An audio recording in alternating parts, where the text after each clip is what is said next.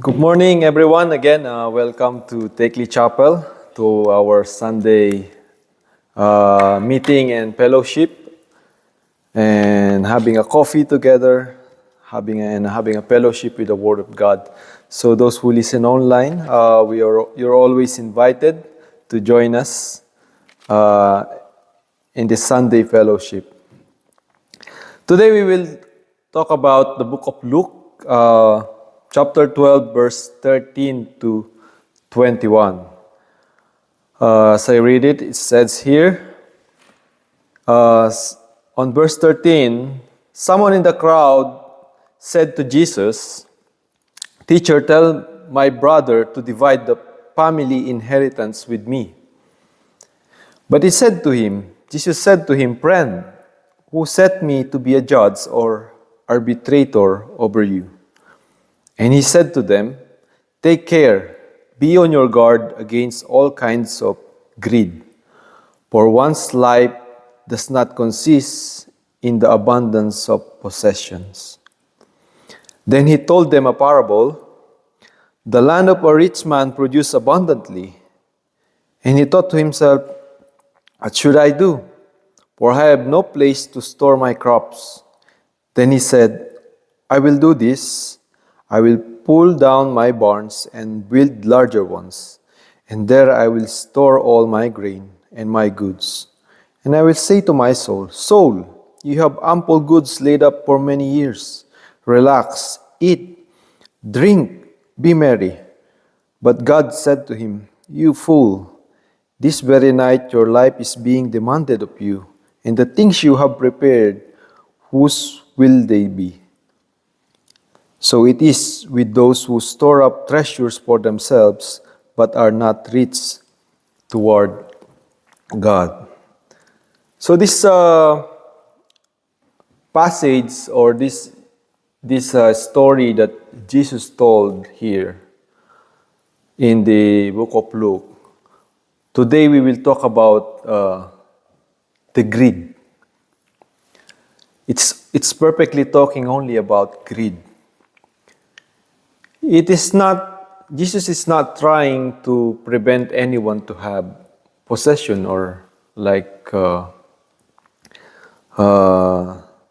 to maybe progress in life, but it is about how greed will turn a person into seeking more of it. There are many ways to experience or to experience greed in our life, or to fall onto greed in our life. Even in in beauty, right? Even in physical appearance, people are trying to be greedy. Let's say you are already beautiful, you are already handsome, and many people are trying to reach more. There are people, I think, they are seeking more ways to make their face look beautiful, prevent, especially if they are, if you are a celebrity and you're now getting age, you have wrinkles on your face. You don't want to become pregnant because you need to maintain your body, just for the sake of what you're trying to achieve. You're trying to prevent having a baby, even if you are married. And in many ways, greed is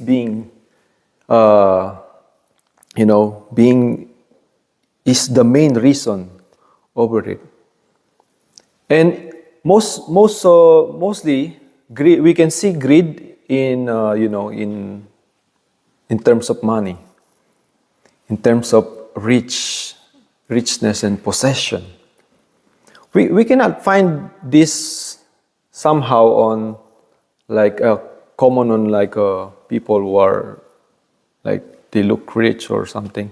We can see this if you think about those in this world, the most richest people in this world nowadays.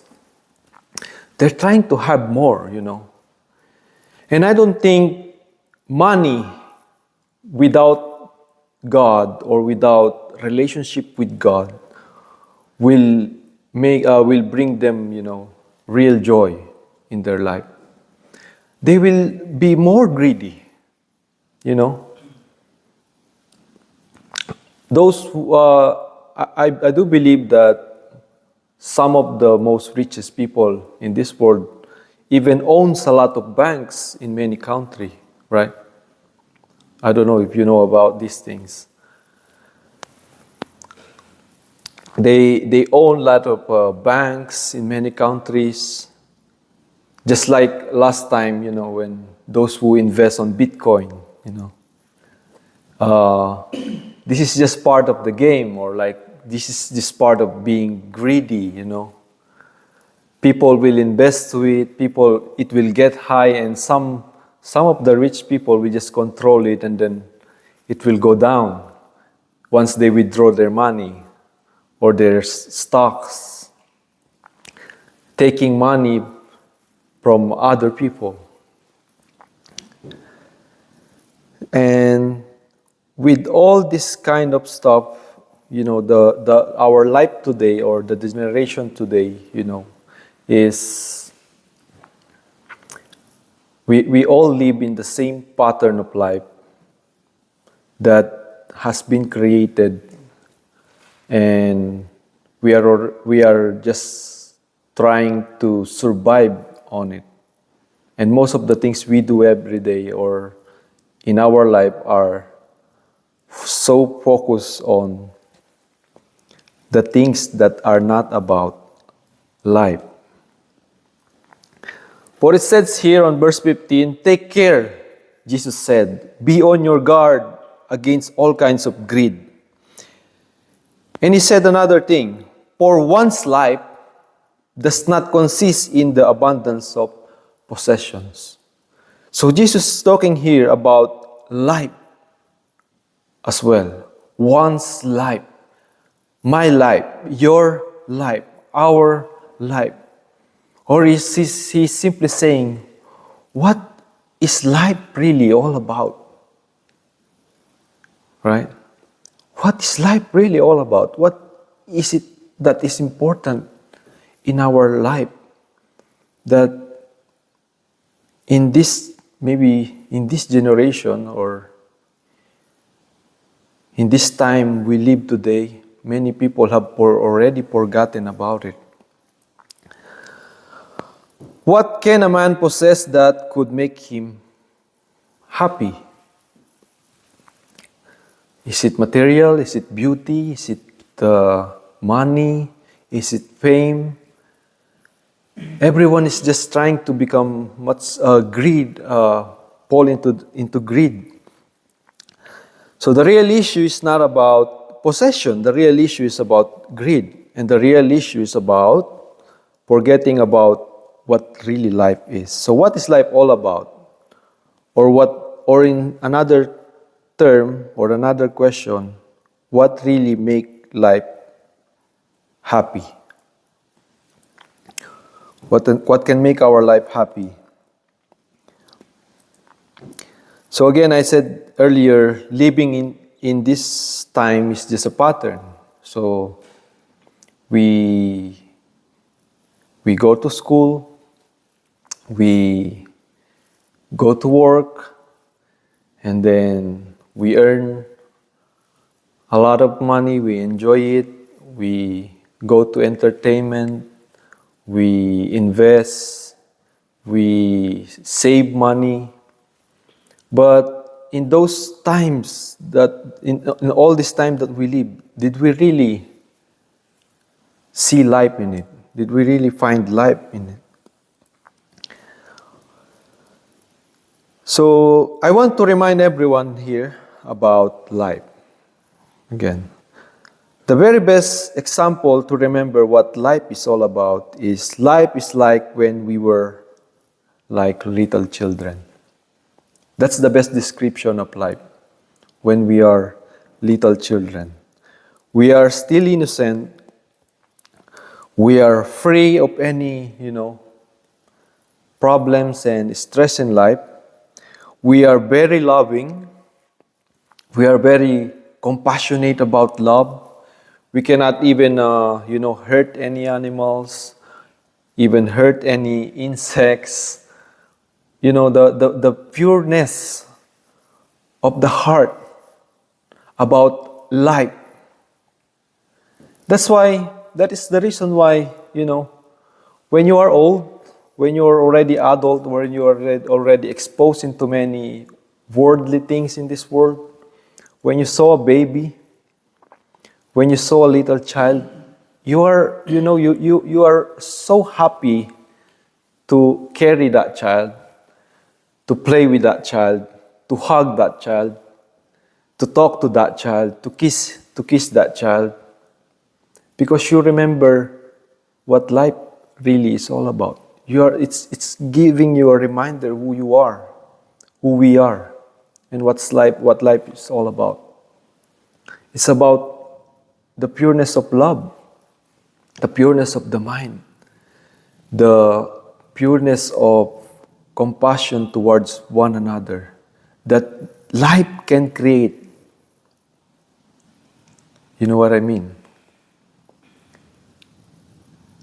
Like friendship, family, people talking to each other, people becoming friends because of good communication, building bridges towards people, creating a bond that is so strong, that makes everyone happy, make everyone, do not feel lonely in their life or alone. But nowadays, these things are mostly forgotten. Many people were so busy building walls, on the early, I'm not sure in UK, but in the Philippines, during like in the year 1990 or 2000, neighbors are still talking to each other, Your neighbor will give you their food if they bake something, if they cook something, they will talk to you. But in this modern generation, because of technology, we don't create bonds anymore. We just talk because we need something. And it's hard to create life itself. Then what else do we have but greed? Trying to live, survive without even noticing that we don't really experience life at all. We might, when we are children, little children, you don't even want your parents to go out or to leave you behind. But when we grow old, we don't want to see them. We prevent seeing them. We don't want to be separated from them before, or even our young children will always show us what life is like. You can feel the people around you, your hearts get connected and united in joy and in many simple things. Simple things. It doesn't need to be a luxury, or you're having a very expensive vacation, or going to a very expensive restaurant, or renting some very expensive place. We just need to get a bonding. It's just about being together, talking, smiling, helping, giving, sharing, knowing each other, eating together with family, friends, relatives, loved ones. And these are things that are being erased in our life day by day. The chance for people to experience life now gets lesser and lesser. It's becoming private, building walls to communication, selfishness, status, money, materialism, and physical appearance, things that are just secondary to this life, yet became primary now. And many are lost, many are lacking, many are empty, makes their life harder trying to please everyone. no taste of life, but in the end, no taste of life at all. No real friendship, right? No real people surrounding you. It's just people who like your Facebook page, or someone who benefit from you or benefit their interests. That's why Jesus said here, and take care, be on your guard against all kinds of greed, for one's life does not consist in any abundance of anything or material things. So he gave this example, this rich man whose greed exceeds to the limit and wanting more. In the end, he doesn't have a real life, you know. It didn't mention here that he didn't enjoy loving life with a family or anybody. But we know, we always knew about what money can do. Because of money, people separated from their family. Because of money, people fight against their loved ones, leave their loved ones, leave everything behind for the sake of money. You fool, he said, this very night your life is being demanded of you, and the things you have prepared, whose will they be? Who's getting all these things that he possesses? Might be his servant, or might be a foolish son who doesn't know anything about life, spend all these things. And so it is those who store up treasures for themselves, but are not rich toward God. So, yes, that's all the message for today. And hopefully I impart something in your life. And to those who are watching on the online, you're always welcome to join us again. And thank you for listening. Glory to God, and God bless.